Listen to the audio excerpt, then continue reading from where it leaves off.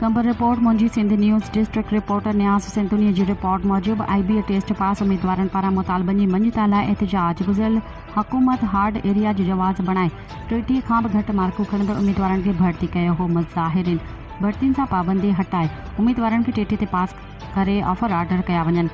मुतालबो आहे त IBA 2021 जे 30 खां 39 वारनि उम्मीदवारनि जो सिंध हुकूमत जी बीटी पॉलिसी ऐं पंहिंजा नवाज़ीअ ख़िलाफ़ पूरी सिंध जे ज़िले प्रेस क्लबनि अॻियां एहतजाज कयो वियो। एहतजाज में हिकु सिंध हिकु पॉलिसी बीटी पॉलिसी नामंज़ूर पंहिंजा नवाज़ी नामंज़ूर PST GST वारे रुकियल प्रोसेस खे बहाल कयो ऐं सॼी सिंध खे 30 ते पास कयो जा नारा हया विया।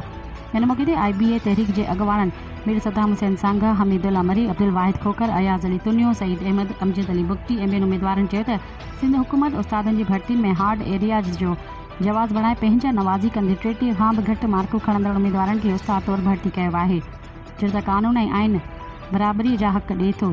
असीं बि कानून मुताबिक़ बराबरी जा हक़ घुरूं था ऐं असीं 30 खां 39 मार्कूं खणंदड़ मुसलसल 28 सालनि खां वठी एहतजाज करे रहिया आहियूं, जंहिंजो अॼु ॾींहं ताईं कंहिं बि दाह जो दाद नाहे कयो। हुननि सिंध हुकूमत खां मुतालबो कयो त PST ऐं GST जी भर्तियुनि तां पाबंदी हटाए बराबरी जी बुनियाद ते पूरी सिंध जे उम्मीदवारनि खे 30 मार्कुनि ते पास करे सिंध जा हज़ारे बंदि ॿियल स्कूल खोले ऑफर ऑर्डर ॾिना वञनि।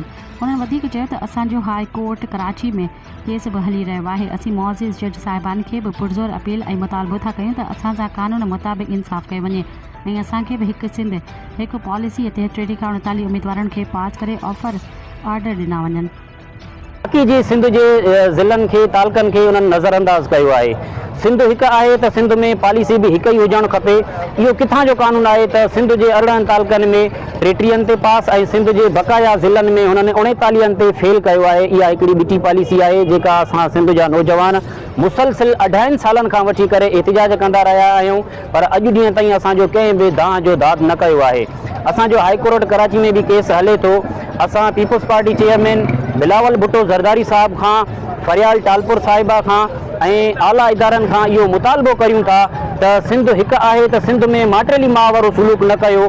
जेकी असांजे तहरीक जा जवान मुसलसिल 28 सालनि खां वठी एहतजाज कंदा रहिया आहिनि, किथे उन्हनि सां कराची प्रेस क्लब में पुलिस जे हथारां उन्हनि ते तशद्दुद कयो थो वञे, किथे मोहतरमा फरियाल टालपुर जे हाउस ते असांजा तहरीक जा जवान वञनि था, उन्हनि ते लाठी चार्ज कई थी वञे। इहो हिकिड़ो सरासर ज़ुल्म आहे, नाइंसाफ़ी आहे। असां सिंध जा नौजवान हितां सिंध जा ई शहरी आहियूं, असां कोटिया जा पठान न आहियूं। असांजी सिंध जे नौजवाननि सां बीटी पॉलिसी अख़्तियार करे उन्हनि खे माटेली मां वारो सुलूक कयो थो वञे। असां इहो ई मुतालबो कयूं था सिंध हुकूमत खां, चीफ जस्टिस साहिबान खां त सिंध हिकु आहे त सिंध में बराबरी जे बुनियाद ते सिंध जे नौजवाननि खे 30 ते पास करे उन्हनि खे ऑफर ऑर्डर ॾेई करे सिंध जे नौजवाननि मां बेचैनी खे ख़तमु कयो वञे।